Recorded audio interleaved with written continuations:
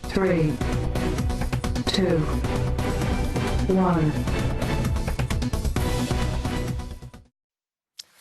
한 채식주의자가 고깃집에 들어가서 뭐라고 그럴까? 음식은 폭력이다라고 외쳤다고 하는데 영상부터 좀 보도록 하겠습니다.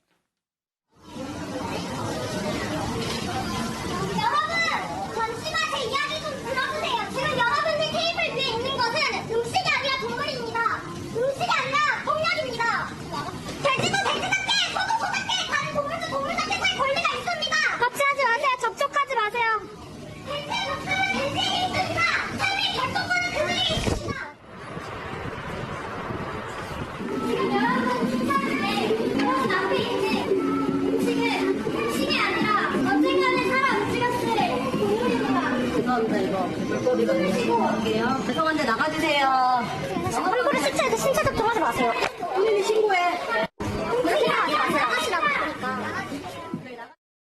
김호민 변호사, 저런 일들이 왕왕 있나 봐요, 최근에. 조금 요즘에는 아무래도 표현의 자유가 많이 네. 이렇게 보호되고 표현할 수 있는 수단도 많기 때문에 특히 SNS를 통해서 자신의 의사를 네. 표현할 수 있는 수단이 많이 열려 있거든요. 근데 지금 보신 장면은 한 채식주의자 단체에서 무한리필 고깃집과 초밥집에 찾아가서 밥집. 예. 음식은 이것은 음식이 아니라 폭력입니다. 여기 우리가 먹고 있는 돼지고기, 소고기, 생선들은 본인의 의사로 그 생을 마감한 게 아니라 예. 인간에 의해서 반대 강제적으로 생을 마감한 거기 때문에 여러분은 지금 폭력을 하고 계시는 겁니다라고 외치면서 지금 시위하는 예. 장면이고요. 그리고 당연히 저 고깃집과 초밥집 사장님, 종업원들은 영업방해거든요. 당황스럽죠. 예. 헌법상에 정확히 딱 떨어지는 영업방해인데. 아, 그래요? 그럼요. 저건 그 장소는 재산권을 행사하고 있는 그 영업장이기 때문에 저 안에서 저렇게 하는 거는 명확한 영업방해 전형이라고 해도 될 정도의 사안이고 거기에 대고 이제 항의를 하면서 당연히 신체 접촉을 고의적으로 하는 게 나가주세요라고 할 정도 있는 뭐 정당방위 정도에 해당하는 행위거든요. 근데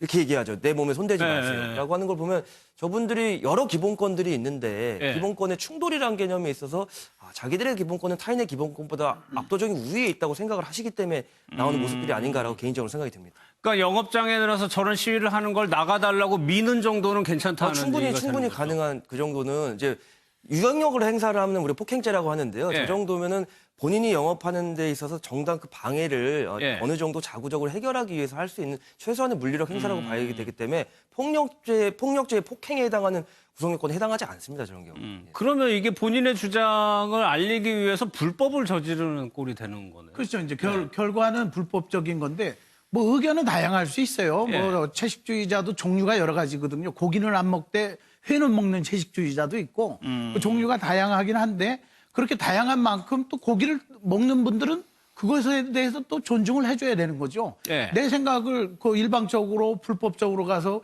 공개적인 측면에서 저렇게 하면서 방해를 한다 하는 것까지 필요 없고 예. 저는 오히려 SNS 활동이라든가 자신의 저런 것들을 책이든 아니면 문화 표현으로도 한다면 괜찮은데 저거는 현실적으로 이익이 충돌이 일어나기도 하고 저게 조금 더 이제 크게 되면 폭력적인 상황으로 이어질 수 있기 때문에 자기의 의사를 강요하다가 남에게 피해를 줄 수 있는 거죠. 예. 저는 뭐 다양한 의사 표현은 뭐 존중하지만 저렇게 남에게 피해까지 주면서 할 필요는 없다라고 예. 봅니다. 김정은 부부가 공항에서 평양공항에서 이제 영접을 했다는 내용에 이어서 시진핑 주석과 김정은 위원장이 평양에서 이제 정상회담을 진행하고 있다는 내용도 이것도요. 영상이나 사진 없이 이 내용만 지금 전해지고 있습니다. 좀 빨리 공개가 됐으면 좋을 텐데 일단 저 내용만 나오고 있습니다. 두 번째 뉴스 한번 보겠습니다. 이게 홍 기자님, 이게 요리사이신 것 같은데 특별한 요리사인 것 같아요. 네, 맞습니다. 미국의 월스트리트 저널 기자가 지금 네. SNS에 사진 한 장 공개했는데 백악관에서 이 트럼프가 먹을 이제 요리를 만드는 백악관 요리사라는 거죠. 근데 더욱 화제가 되고 있는 게 보이시는 저 팔뚝. 한 24cm, 60cm에 달한다고 그래요, 둘레가. 근데 이 사람이 1993년에 입대한 미군 육군의 그 취사부사관 출신인데 주한미군에도 파병이 된 적이 있다고 하고요. 그래요? 예. 네, 그때 당시에 뭐 150개의 메달을 받을 만큼, 트로피를 받을 만큼 대단한 베테랑 요리사라고 합니다. 24인치라는 게 지금 납득이 안 되는데 보통의 저희가 이런 표현 좀 그렇긴 하지만 여성의 허리 뭐 날씬하다고 하신 분 24인치라고 그러죠. 그 정도라는 얘기예요. 네, 여성분들이 한 24인치다 뭐 이렇게 얘기를 하는데 예. 팔뚝 하나가 24인치예요. 그리고 이 이제 둘레도 어마어마한데 이게 그냥 얻어진 24인치가 아니라 예. 이분이 하루에 1시간 뛰고 팔굽혀펴기를 2222번을 한다 그래요. 하루에요? 네. 근데 그 숫자에 또 의미가 있다고 하네요. 그 매일 미국 이제 군인 중에서 극단적 선택을 하는 수가 추정으로 한 22명인데 그들이 군대 내에서의 트라우마를 잊고 이런 어떤 극단적 선택에 대한 어떤 충동 이런 걸 극복하기를 바라는 마음으로 예. 그 22가 두 번 겹친 2222개의 팔굽혀펴기를 매일 하고 있다고 합니다. 그래가지고 이 팔뚝을 만들었다는 거죠. 우리나라에서 치면은 마동석 씨 팔뚝이 또 화제가 됐었는데. 맞습니다. 지금 사실 거의 마동석 씨가 이 주먹 하나로 지금 할리우드에 진출하는 그 정도인데 예. 사실 제가 요번에 칸에서도 만났을 때 물어봤더니 운동 안 할 때가 18인치고 운동할 때는 최대 22인치라고 그래요. 22인치. 네, 2017년도 지금 저 사진 2017년도에 공개될 때가 21일치인데 최근에 팔씨름하는 영화도 하고 악인전도 하고 하면서 최고 22인치까지 올라갔다고 하더라고요. 예. 근데 또 그 22인치가 그 마동석의 연인인 예정아 씨의 허리 뭐 사이즈라고 하고 우리가 이제 영화 바람과 함께 사라지다에서 본 비비안이 그 이제 허리를 조르는 장면 아주 잘록하게 하는 장면이 굉장히 이제 인상적이잖아요. 예. 그때 그 비비안이 허리가 18인치라고 하는데 바로 그 18인치에서 20인치 사이가 마동석 씨 한쪽 팔 두께고요. 엄청납니다. 그래서 칸에서 봉준호 감독이 마동석 씨를 만났는데 그 딱 팔에 매달려서 아이가 왜 어른 만나면 팔에 매달려서 사진 본 찍잖아요. 감독이요? 본 감독도 그렇게 팔에 매달려서 사진을 찍었고 예. 지금 보시는 것처럼 웬만한 그 1인용 뭐 팝콘컵 같은 경우는 그한테는 음료수 컵인가 이렇게 보이고 예. 제가 또 그 칸에서 현장에 있었는데 이제 그 종업원이 커피잔을 가져다 줬어요.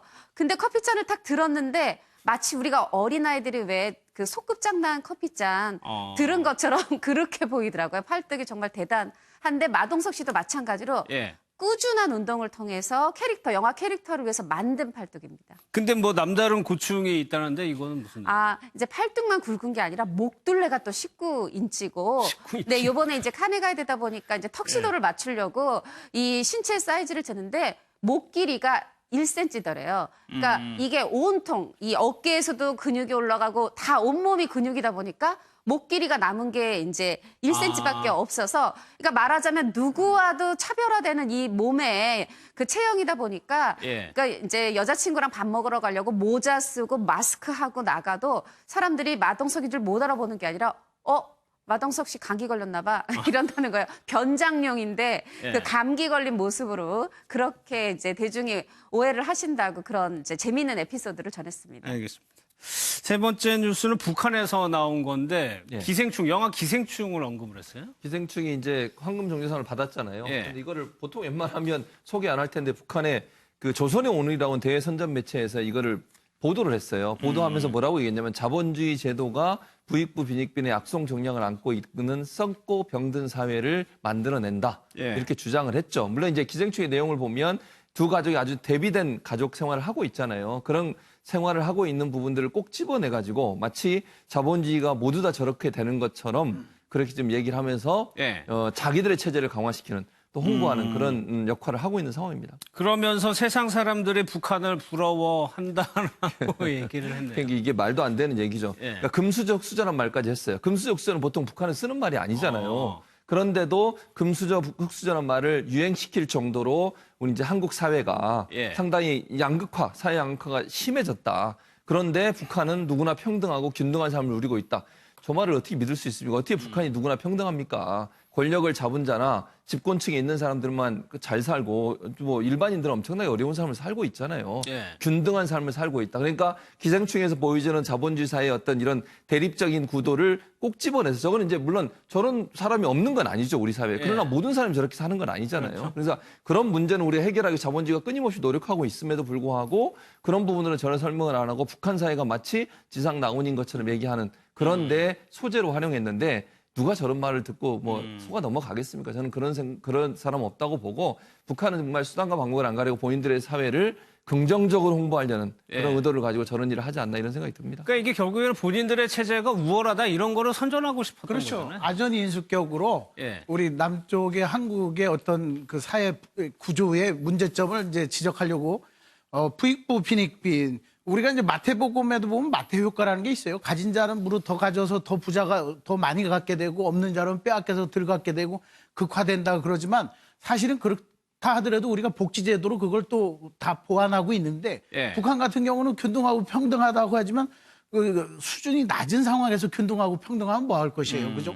그러니까 좀 남북 간의 대화도 많이 하고 문화교류도 좀 더 되면서 그래도 긍정적으로 받아들이는 것은 우리의 영화를 언급하면서 이야기를 한다는 것은 예. 그만큼 뭔가가 그 북한 주민들에게도 우리의 그 문화적인 소식을 전달해 주는 거기 때문에 저는 오히려 긍정적으로 봅니다. 알겠습니다.